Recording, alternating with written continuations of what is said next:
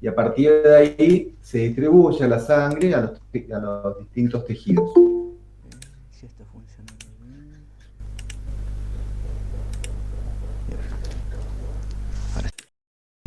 Bien, entonces hoy vamos a hablar básicamente del proceso digestivo de las especies que son y las aves, ¿no? Acá nosotros vamos a diferenciar a los animales que tengan cavidades estomacales. Monogástrico es porque esas especies tienen un solo de los conejos, de los gatos, de los perros, un solo estómago. La clase que viene vamos a ver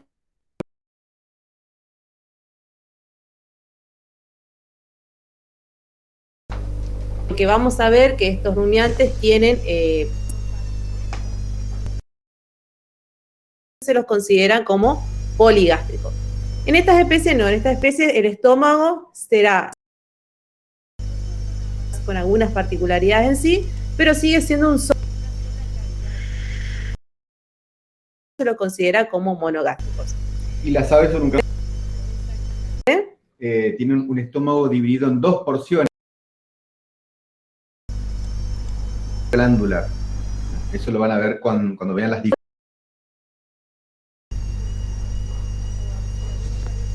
Ya puede tener noción de que son explicación. Si también vieron el teórico y si no, que las aves no tienen dientes. O sea,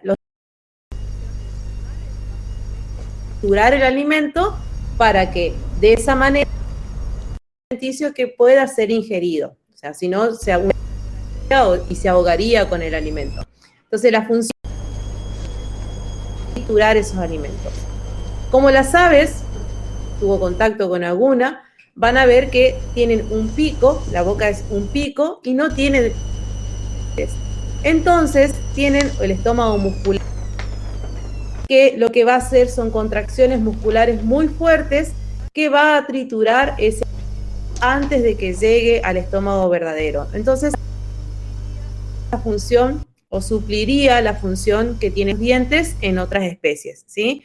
Y en el único caso donde vemos que no tiene dientes, porque después todas las dientes, ¿sí? Y la función es justamente esa, alimento para que lleguen en pequeñas porciones y de esa forma,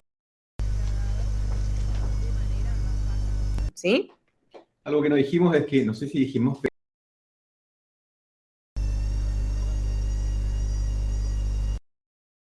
es el libro de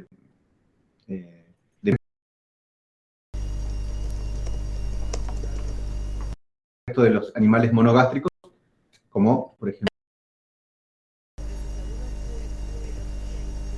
en la secundaria van a ver cosas que son repetidas.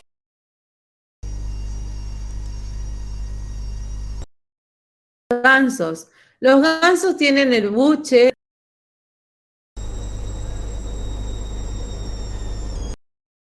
tubo que conecta la boca con la boca al estómago.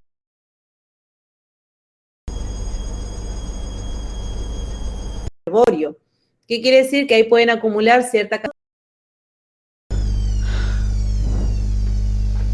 Tiene muy desarrollado ese buche, se llama. Sí. Porque siempre dice voy a llenar el buche, que es cuando se refiere porque van a comer de manera rápida y van a tratar de... Entonces, no es nada más ni nada menos que el mismo esófago, nada en donde puede llegar a reservar. Y particularmente se ve en el ganso, sobre todo el gourmet, que es el ganso de foie, que lo que hacen es llenar y lo que hace es justamente que la carne sea distinta. Bueno, hay toda una cuestión de crianza ahí de esas especies, ¿sí? Pero en realidad todas las aves tienen esta dilatación, algunas más desarrolladas que otras, pero en todas están presentes, ¿sí? Bien. Entonces, como les dije, básicamente van a ver que las partes del tubo digestivo, y cuando hablamos de tubo digestivo nos referimos desde la boca hasta la salida, que es el ano, ¿sí? Básicamente las partes son muy similares en todas las especies, ¿sí? Van a haber algunas características diferenciales de una con otra, pero básicamente están constituidas por las mismas partes. Siempre vamos a iniciar con la boca, después continúa con un esófago, que el esófago es lo que conecta a la boca con el estómago.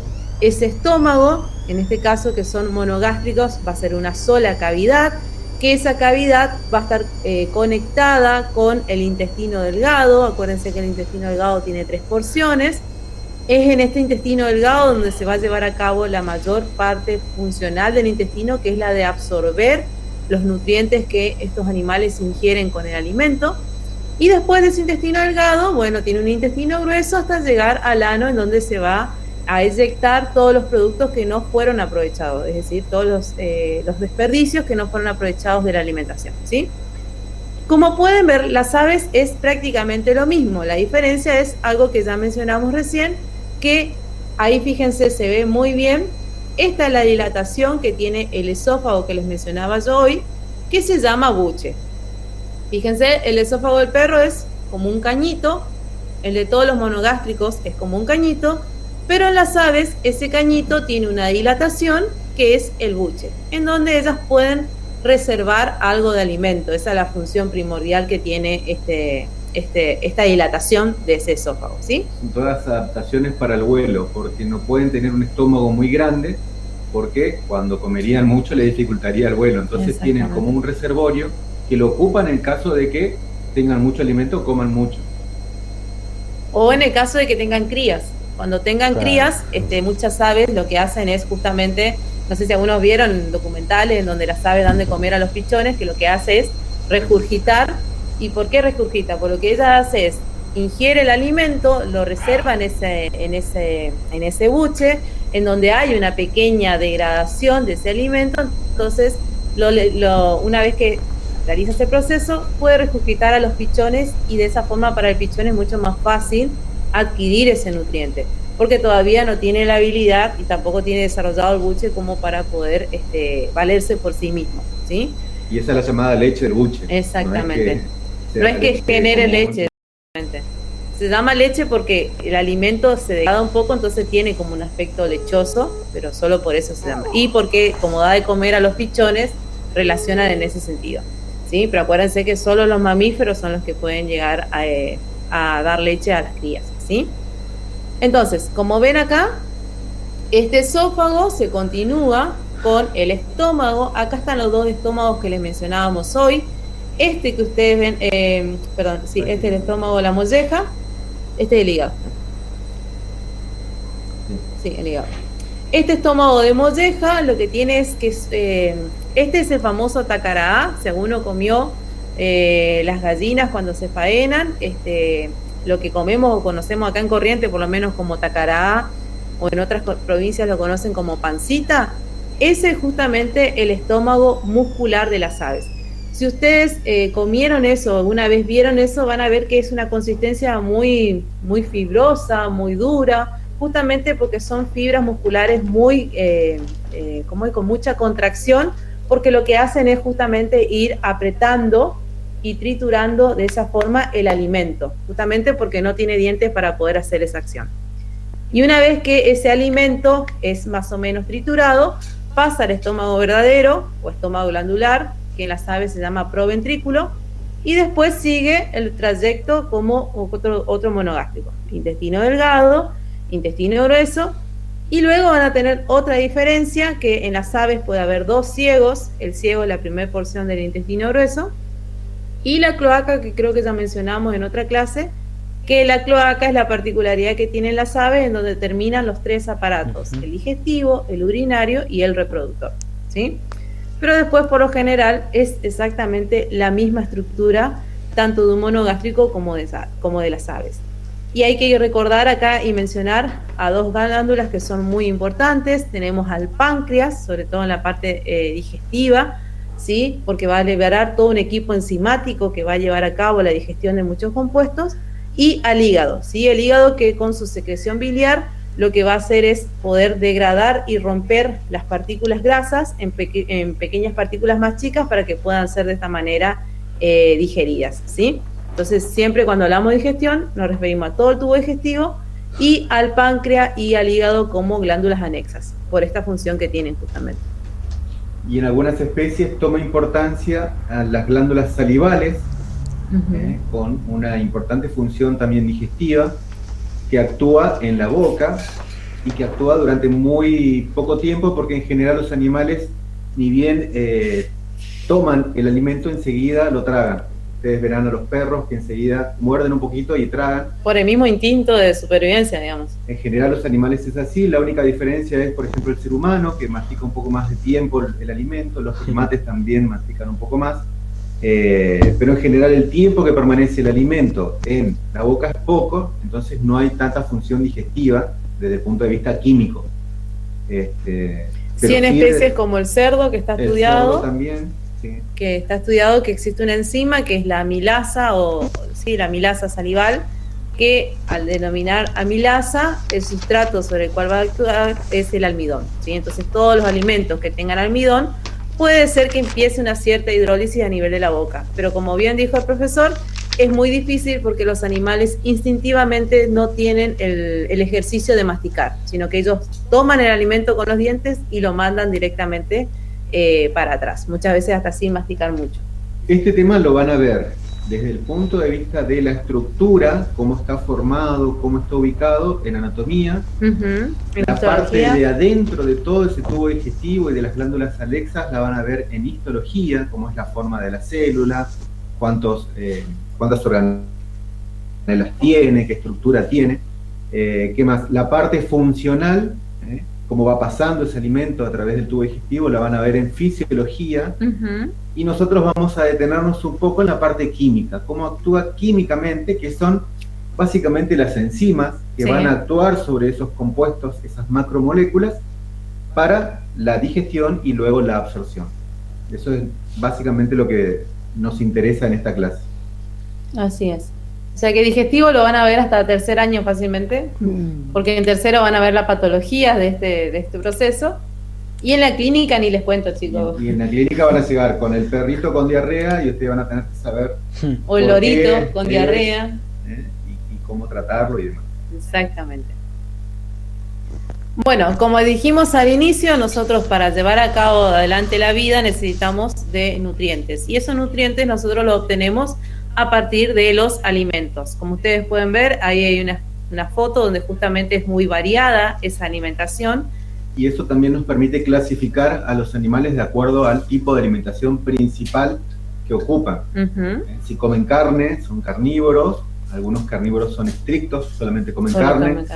Otros son omnívoros, pueden comer carne y vegetales también. Ahí tenemos al cerdo, el mayor representante. Al ser humano. Bueno, los perros, antes los perros y los gatos eran estrictamente carnívoros, pero con la domesticación fue haciendo que estos animales vayan adquiriendo cada vez más hábitos del humano. Entonces hoy por hoy no es extraño ver a perros que comen fruta, que comen verduras, porque van adquiriendo la conducta que el mismo humano le va imprimiendo, y eso es justamente por una cuestión de domesticación, ¿no? Las especies más domesticadas por ahí son las que también tienen más problemas de salud muy similares a las que tienen justamente los humanos por causa de no tener una alimentación equilibrada. El ser humano también pasó por esos procesos. La mayor parte del periodo evolutivo, el ser humano era vegano. Era vegano.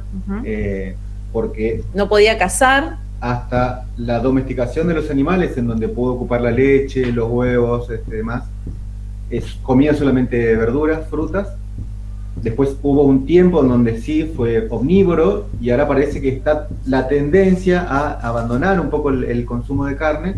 Está aumentando la proporción de personas que son vegetarianas o veganas. Así que es un proceso evolutivo en permanente cambio, y el tubo digestivo se va adaptando a esos cambios. Exactamente. Así como las aves se adaptaron y perdieron los dientes para la evolución, para la posibilidad del vuelo, fíjense todos los cambios que se produjeron, también el ser humano y el resto de los animales va evolucionando a su tubo digestivo para adaptarse a los nutrientes que ingiere.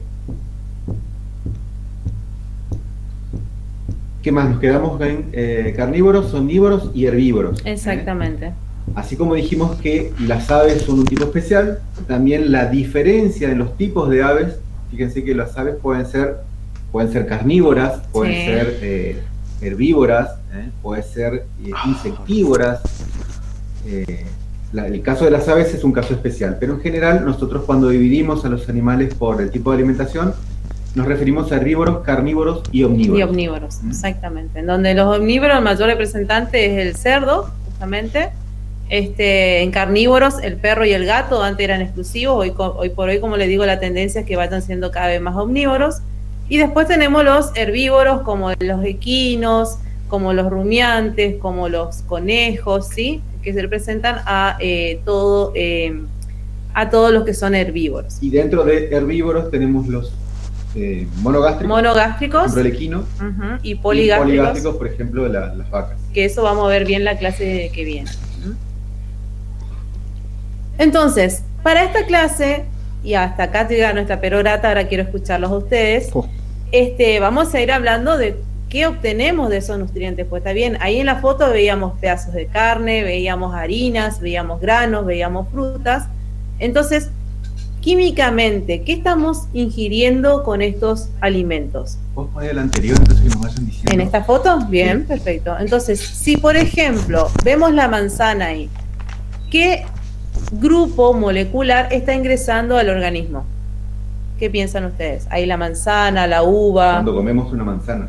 Las frutillas. ¿Qué piensan ustedes? Las frutas en general. Vitaminas. ¿Carbohidratos? No escuché, Ezequiel. Justo se cortó. Fructosa, dice Vic. Muy bien, fructosa, ¿por qué? Acuérdense que la fructosa era el azúcar de la fruta, entonces ahí estamos hablando de los glúcidos particularmente. Si hablábamos de vitaminas, bueno, ¿qué tipo de vitaminas teníamos? Sobre todo las que van a estar en la fruta. ¿Van a ser liposolubles o hidrosolubles? Bueno, está bloqueado de sí. Ahora sí. A ver. Hidrosolubles, dice Víctor, sí, es que la mayoría de las frutas aportaban mucho lo que es el complejo B y vitamina C, ¿sí? Que son las hidrosolubles. Ahora, si yo veo la leche, el pescado, la carne que tengo ahí, ¿qué tipo de vitaminas aportaría mayor cantidad?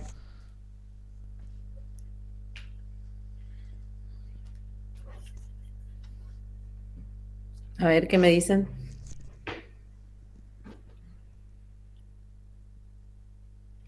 ¿Te preguntaste de vitaminas? Claro, ¿qué vitaminas? Porque dijimos que las hidrosolubles van a estar en la mayoría en las frutas, también en las hojas verdes, ahí el brócoli, la selga, eso que ven ahí también, tiene mucho, son muy ricos en vitaminas hidrosolubles. Pero si hablamos de la leche... De las vegetales verdes que tienen vitamina mucha B, la leche. Sí, ¿cómo, Ezequiel? Vitamina B. Vitamina D, exactamente. B. Sí, sobre todo lo que es pescado. Todo lo que es pescado, por lo general, acuérdense que la vitamina D derivada del colesterol, entonces va a tener mucha vitamina D el pescado, también va a tener mucha vitamina E, o sea, muchas de las que son liposolubles, ¿sí? Porque acuérdense que la mayoría de las liposolubles derivaban de los ácidos grasos, entonces eso también va a ser muy importante, no solamente porque me aporte proteínas, glúcidos y lípidos, como mencionábamos, que son por ahí las estructuras más grandes, sino también por las otras cuestiones como las vitaminas, que también son muy necesarias para llevar adelante una alimentación equilibrada. La del complejo B. Exactamente. También. Y Paula, B12, que tiene una característica particular la B12, ¿te acordás, Paula? ¿Dónde no las encontrábamos? ¿Alguien se acuerda? En el estómago, dice Eugenia. En el estómago en realidad lo que hay es una provitamina, en realidad lo que hay es el activador, el factor intrínseco se llama, que lo que hace es activar esa vitamina B12 que ingresa con el alimento. Acuérdense que nosotros teníamos vitaminas y teníamos las provitaminas, que eran las vitaminas que estaban inactivas, ¿sí? En el caso de la vitamina B12 entra como inactiva y el factor intrínseco que está en el estómago es el que lo termina activando para que pueda ser utilizada. Y la particularidad de la B12 es que Cerebro, la encontramos solamente en los alimentos de origen animal. Exactamente. Por lo general, la vitamina B12 está muy asociada con los cuadros anémicos. Por ejemplo, cuando alguien tiene anemia, lo primero que te mandan a comer, ¿qué es? Hígado, muchas carnes, mucha lenteja. ¿Por qué? Porque también tienen mucho hierro. Entonces, eso está directamente relacionado con el metabolismo también de la vitamina B12 y de la hemoglobina, ¿sí? Y la relación con el cerebro, Paula, seguramente es que se administra esa vitamina cuando para estimular las conexiones nerviosas, la función cerebral y demás. Sobre todo cuando hay un tipo de lesión a nivel cerebrovascular. Entonces, por ahí se determina eso. Esa y la tiamina, que son por ahí las más indicadas para ese tipo de patologías. Bien, entonces ahí hablamos, sí. La B12 sí. Eugenia dice que es una que se produce en las bacterias del intestino, exacto. Sí, la B12, exactamente. Muchas del complejo B se producen a través de las bacterias que conviven con nosotros normalmente en el intestino. Que es lo que nos llamamos nosotros como flora bacteriana, que está sobre todo en la primera porción del intestino delgado, ¿sí? Y después tenemos otra flora distinta, que es la que está en el intestino grueso. Bien, entonces ahí vamos a ver que no solamente vamos a ingerir, como dijimos, vitaminas, sino también fructosa en el caso de las frutas. Si yo agarro este pedazo de carne... Nos olvidamos ¿qué es la mayor proporción que ingerimos cuando consumimos estos alimentos? Ah, claro. O sea, ¿qué nutriente es el que el mayor volumen va a entrar? Eso querés preguntar. Sí, ¿qué compuesto? ¿Qué elemento? ¿Los carbohidratos? Carbohidratos. Carbohidratos, y ahí dice proteína Vilma, glúcidos dice Víctor, carbohidratos, agua. En realidad lo que más ingresa, y bravo Noel, le doy un aplauso, es agua, porque el 70% aproximadamente de estos alimentos es agua. 90 si hablamos de verduras. 90 si hablamos de leche, por ejemplo, o verduras, de las frutas. Pero si nosotros queremos hacer un promedio general de todos estos alimentos, aproximadamente un 70% de ellos está constituido por agua, ¿sí? Entonces fíjense que por ahí uno dice, yo no tomo nunca agua y sin embargo puede seguir la vida. ¿Por qué? Porque no toma de manera directa agua, pero con el alimento está ingiriendo muchísimas cantidades de agua, ¿sí?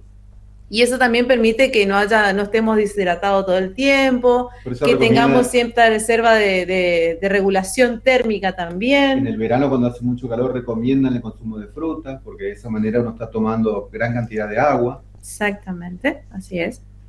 Entonces, además del agua, que muy bien Noelia, y la única que encima con miedo dijo agua y tímidamente, muy bien Noelia, es agua lo que mayor porcentaje entra, y después sí todo lo que mencionaron.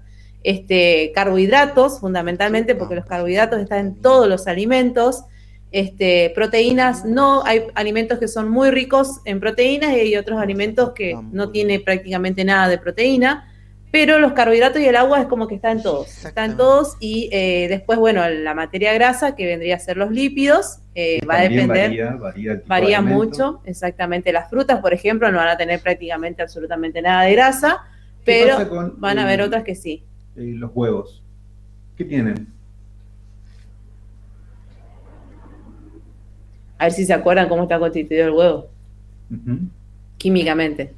Proteínas, dice Gabriel. Bien, a ver, ¿qué parte del huevo representa la proteína? La albúmina, muy bien, es decir, la yema del huevo representa la parte proteica de ese huevo. La yema, la clara.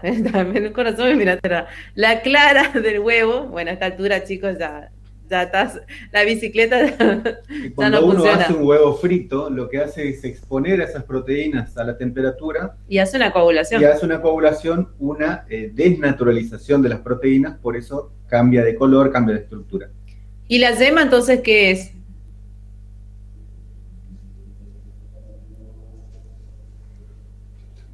Si dijimos que la proteína es la albúmina, que sería la clara del huevo, ¿la yema qué representaría? ¿A qué grupo bioquímico representaría? A la grasa, a los lípidos, perfecto. Exactamente, acuérdense que en la yema vamos a tener un mayor porcentaje de colesterol que hay en el huevo, está en esa yema, ¿sí? Además de, bueno, fosfolípidos, ácidos grasos y todo lo que fuimos viendo. Entonces, en el huevo estamos aportando eso. Y en el huevo también hay algo muy importante que también hay en la leche, que hoy hablamos de agua, hablamos de vitaminas, hablamos de glúcidos, lípidos y hablamos de proteínas. Pero hay unos elementos que nos están faltando. ¿Qué son? A ver si se acuerdan de la primera clase. Sodio, potasio.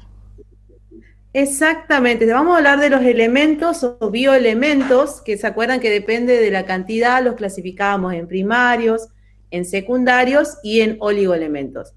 Acuérdense que son fundamentales para la vida también, porque muchos de estos oligoelementos o de bioelementos son necesarios para determinados metabolismos, ¿sí? Acuérdense, por ejemplo, que muchas reacciones que interfieren en la ATP sintetasa, si no hay magnesio, no funciona directamente. O, no sé, en calcio, por ejemplo, cuando ustedes vean el año que viene en fisiología todo lo que es el metabolismo óseo, van a ver que si no hay suficiente calcio, los huesos no van a tener la densidad que tiene que tener, no va a poder soportar el peso. El hierro de la anemia que hablamos. Sangre, lo incorporamos también a través de la alimentación. No todos los alimentos lo tienen, algunos tienen más, otros tienen menos, algunos no lo tienen directamente. Entonces el equilibrio de la dieta va a estar dado justamente porque tengamos equilibrados los nutrientes que necesitamos para los diferentes metabolismos. Uno puede elegir cómo llevarla adelante, si quiere ser vegano, si quiere ser vegetariano, si quiere ser omnívoro, lo que sea. Lo importante es que sea un equilibrio, y eso también es importante porque nosotros tenemos que cuidar la alimentación de los animales, entonces eso siempre tiene que tener un equilibrio fundamental para que eso no percuta de manera negativa en la salud de ese animal que está a nuestro cuidado, ¿sí?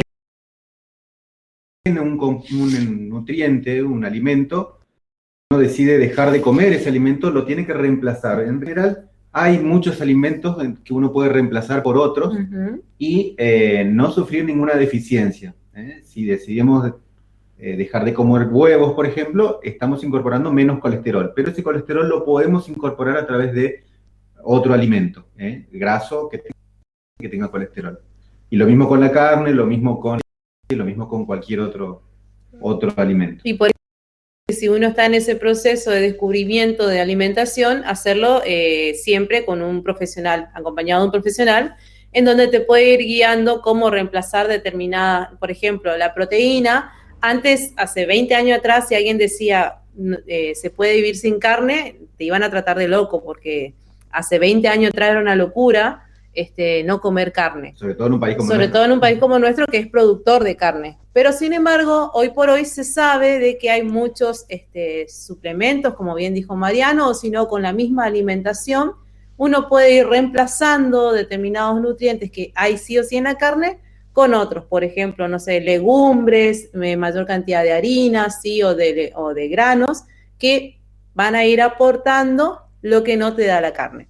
Pero siempre es mejor hacerlo de manera acompañada con un profesional, porque entonces uno va a tener una dieta equilibrada, que es lo que hacemos. Y por ahí, hoy por hoy en la clínica se ve mucho el hecho de que haya gatos o perros con problemas alimenticios. Y justamente pasa por esto.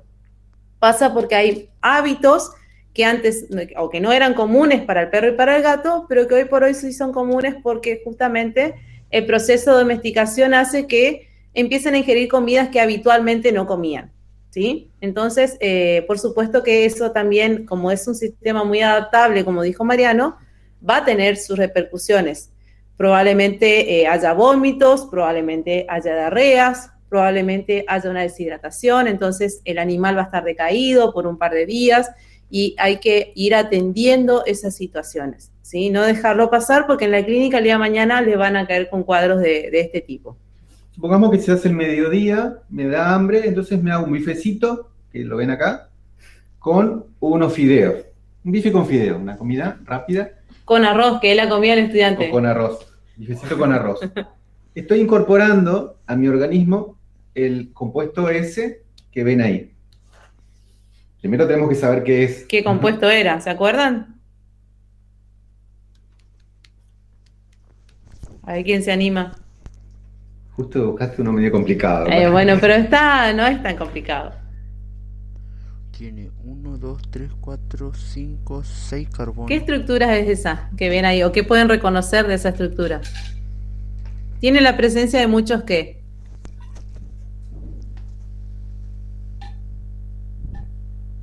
¿Alguien? Hola, ¿se fueron? Es algún hidrato de carbono, dice Verónica. Sí, perfecto. Y ahí me dice Eugenia, oxidrilos. Exactamente. Acuérdense que cuando definíamos a los glúcidos decíamos que eran polihidroxi y ahí decíamos si era aldehído o si era acetona. Pero estábamos seguros de que estábamos hablando de un hidrato de carbono o de un glúcido. Entonces, yo al ver esta estructura que tiene muchísima cantidad de oxidrilos, no puedo errarle y pensar que es un glúcido y voy a estar en la respuesta correcta. Ahora, acuérdense que nosotros cuando representábamos a los glúcidos lo hacíamos en forma de hexágono o en forma de pentágono. Pero si ustedes leyeron el libro, habrán visto que esa estructura en realidad no es estable en la célula, que la forma más estable que tiene la célula es justamente esta que vemos acá, que se llama silla, ¿sí? En forma de silla.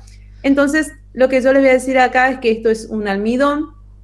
¿Y por qué puedo decir que es un almidón? Sí, solo glucosa. Porque si vemos las uniones que hay entre glucosa y glucosa, ¿cómo era? 1,4. Alfa 1,4. Alfa 1,4, exactamente. Y acá, en el alfa 1,6, ¿qué hay, Ezequiel? Ramificaciones. Hay una ramificación. En realidad puede ser almidón o puede ser amilopectina, otra cosa. o glucógeno. Ahí está. Ahí ya les tiré ya. Si yo me hice un puré de papa, lo más probable es que sea almidón. Seguramente voy a estar consumiendo almidón. Ahora, si yo me hago solamente un bife, estoy comiendo la parte muscular de una vaca, de un animal, y recuerden que el músculo y el hígado tenían mucho glucógeno. Que era la forma de reserva de los glúcidos en la célula vegetal. Estructuralmente yo no puedo decir si esto es un almidón o un glucógeno. Sé que es alguno de esos dos porque son muchas glucosas unidas por enlace de alfa 1,4 y tiene alguna ramificación y ahí me indica que tiene puntos suspensivos, es decir, que esa estructura sigue para un lado y sigue para el otro. Es una parte, es una fotito de un momento. Puede ser almidón, puede ser glucógeno también. Lo bueno es que las enzimas, en este caso, son específicas de las uniones que cortan, ¿sí? ¿Por qué ponemos acá? Porque estas enzimas, como dijimos hoy, en la saliva algunas especies ya tienen enzimas digestivas, como por ejemplo los cerdos, y esa enzima se llama amilasa salival. ¿Por qué se llama amilasa salival? Porque lo que hace es justamente romper las uniones de tipo alfa 1,4, ¿sí?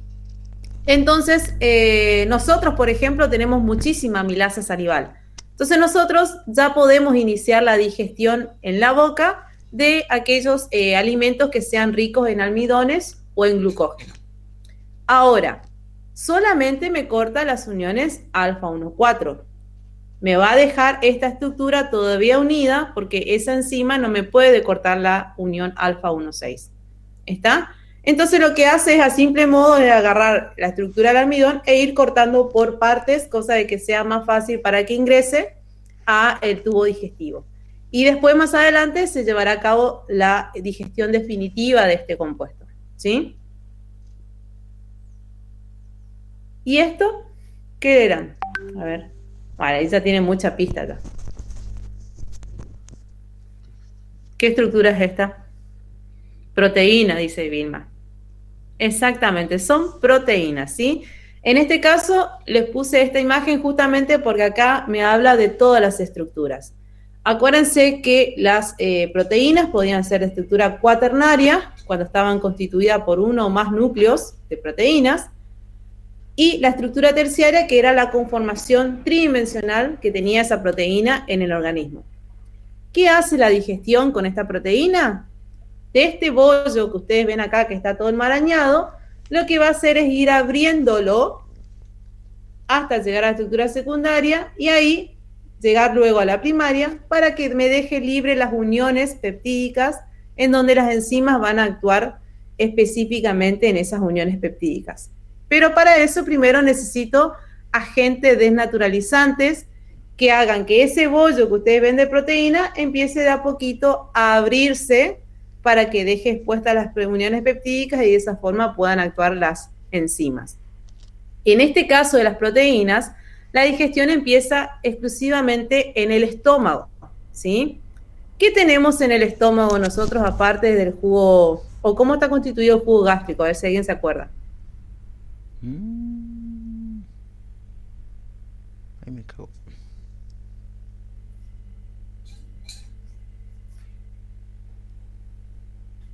Que si no comemos todo el día algo a la mañana, para el mediodía nos sentimos mal. Hace ruido. Sí. ¿Qué tenemos en el estómago?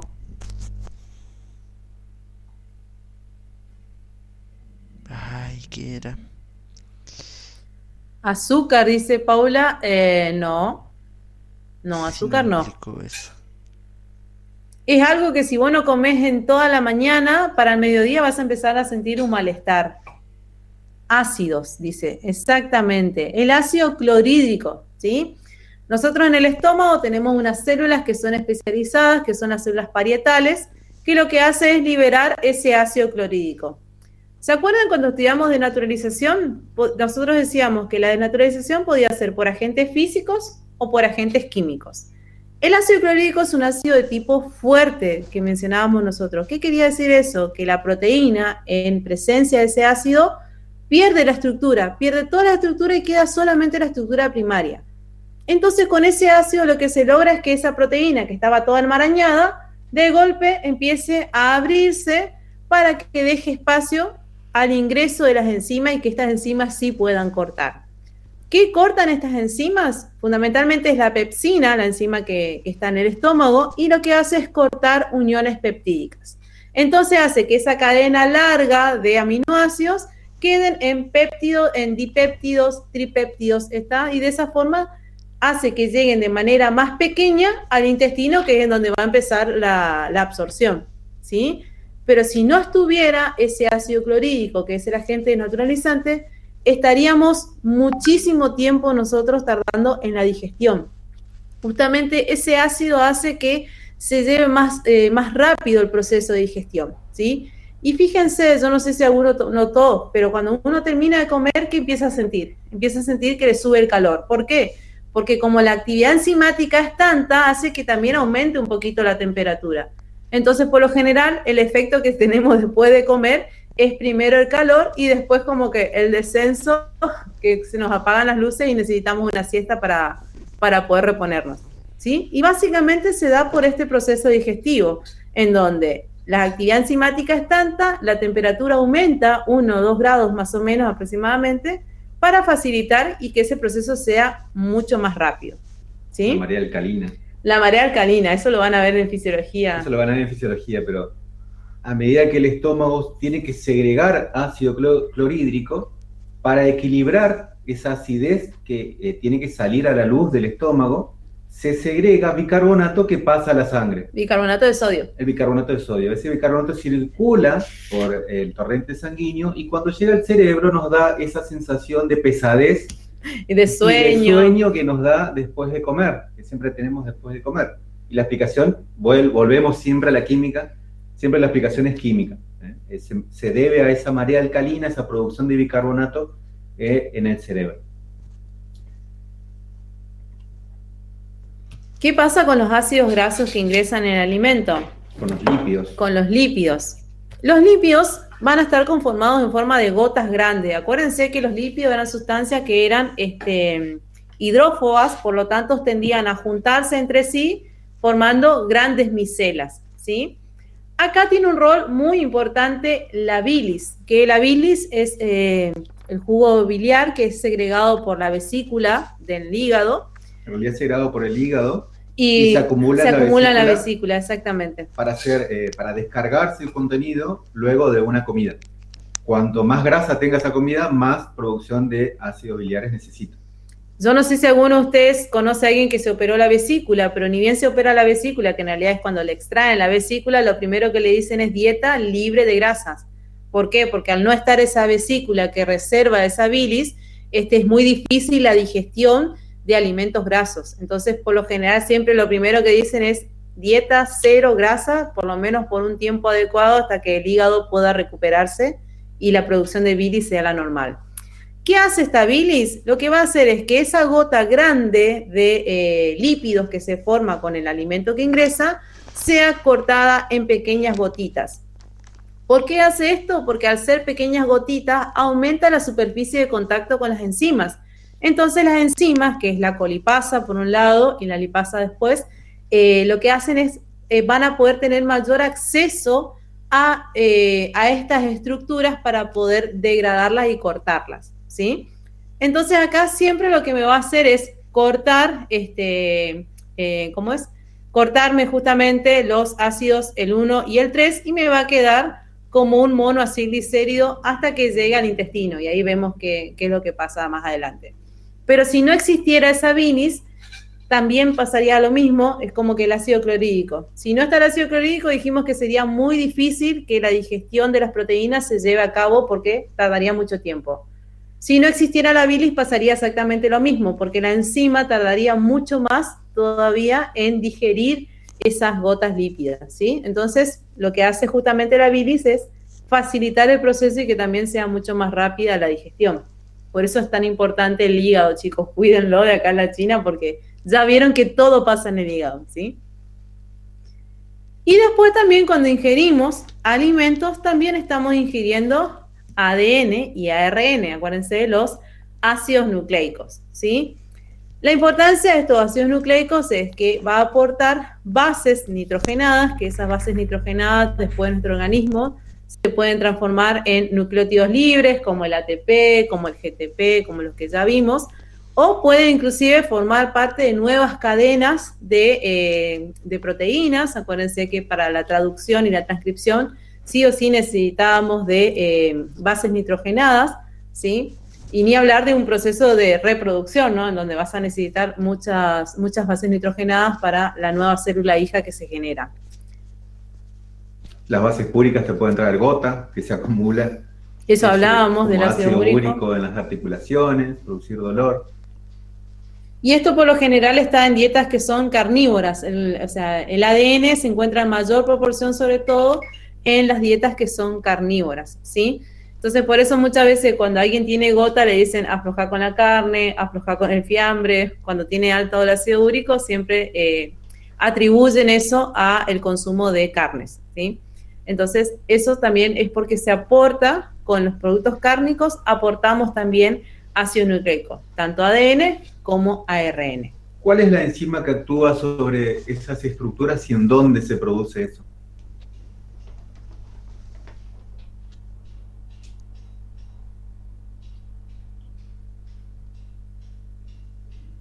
Le doy opciones, ¿en la boca, en el estómago o en el intestino? Siempre que te dan opciones es más fácil responder. Tirá una de última. ¿Dónde piensan ustedes que se termina degradando esto? ¿Dónde comienza la degradación del ADN y el ARN, Guadalupe? A Guadalupe le preguntás, bueno. No, a cualquiera. Bueno, opción 1 era boca, opción 2. Estómago. Estómago, opción 3, intestino. ¿Dónde piensan ustedes?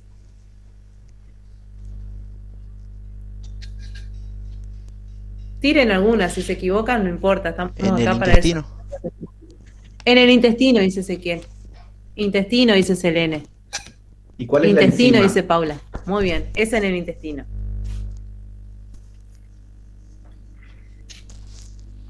Las nucleasas creo que eran, ¿puede ser?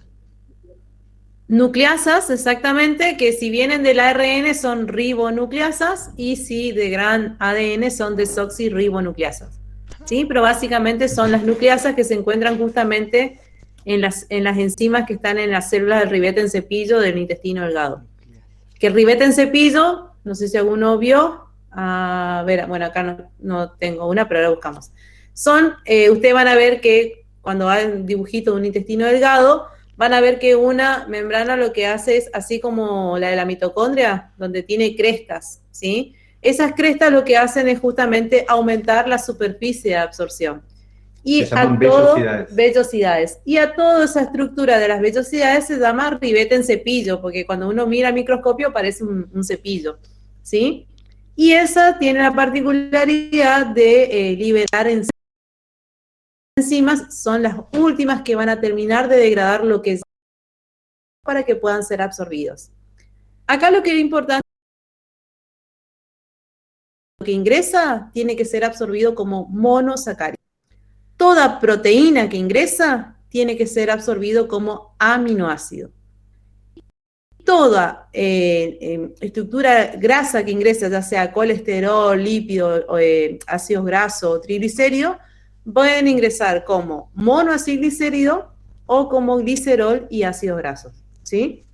Esas son las tres formas de las que tiene que terminar el producto final de los nutrientes que nosotros ingerimos. En el caso, por ejemplo, de los minerales, no hay problema, de los bioelementos no hay problema porque son compuestos muy pequeños que no tienen problemas de absorción, digamos. Sí, y en general ingresan con algún otro elemento. Por ejemplo, el sodio es necesario porque ingresa junto con la glucosa. De cotransporte, digamos, ingresan los dos juntos. Mecanismo de cotransporte. Pero bueno, eso depende del mineral. Básicamente las estructuras grandes deben descomponerse hasta la estructura más simple, hasta los monómeros, digamos, para poder ser absorbidos.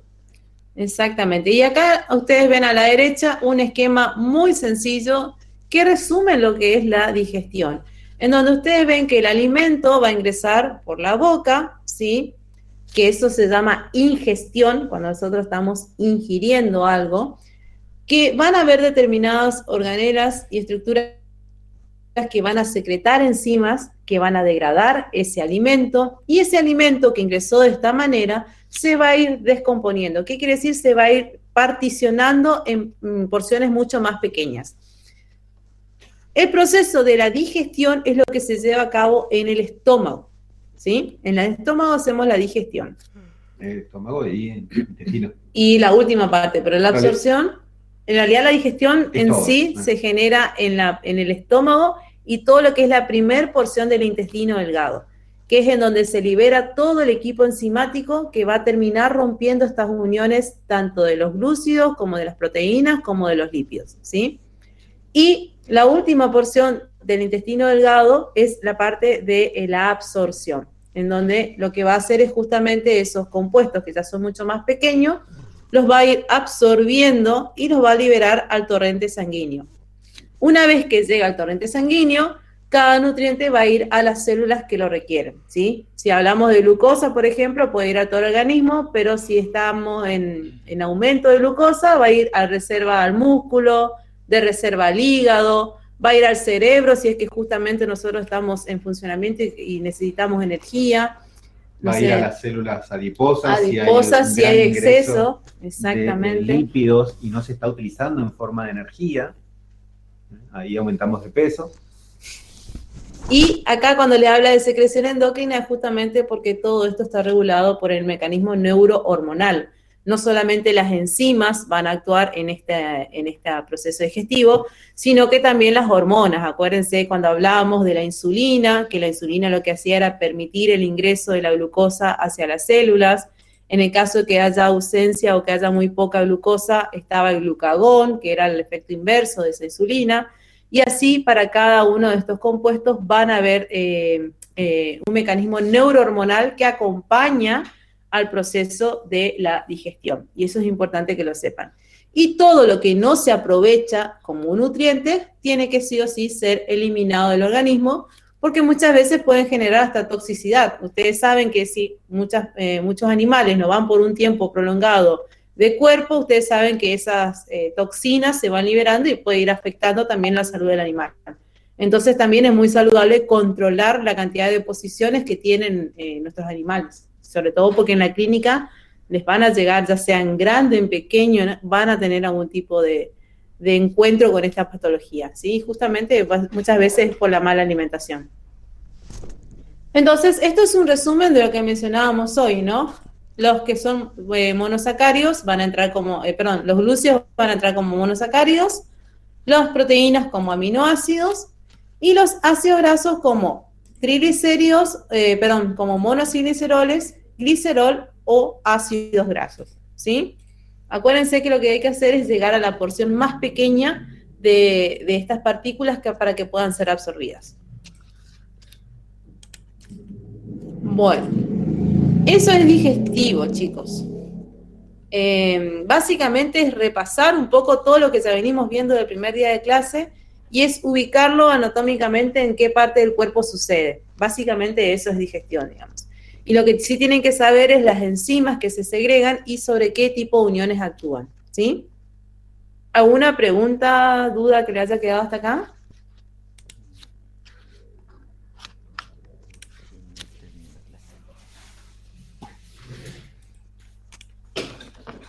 ¿No hay preguntas?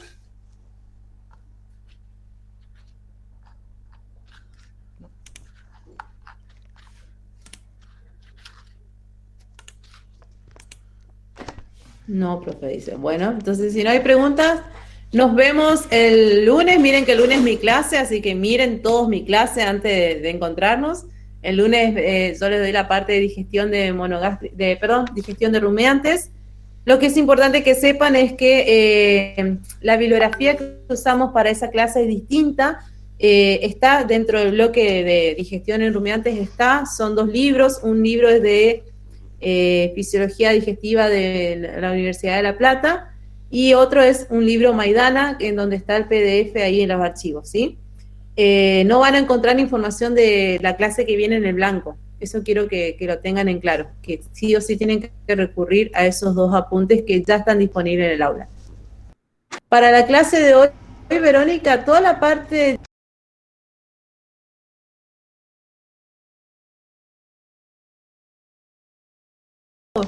Cuando habla de digestión, es como si fuera que te refieras a un monogástrico.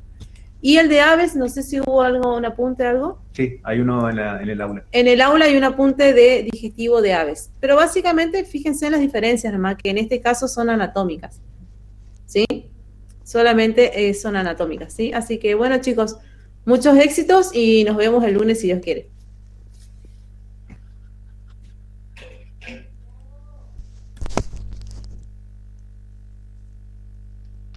Chao, profe. Chao, profe, hasta luego.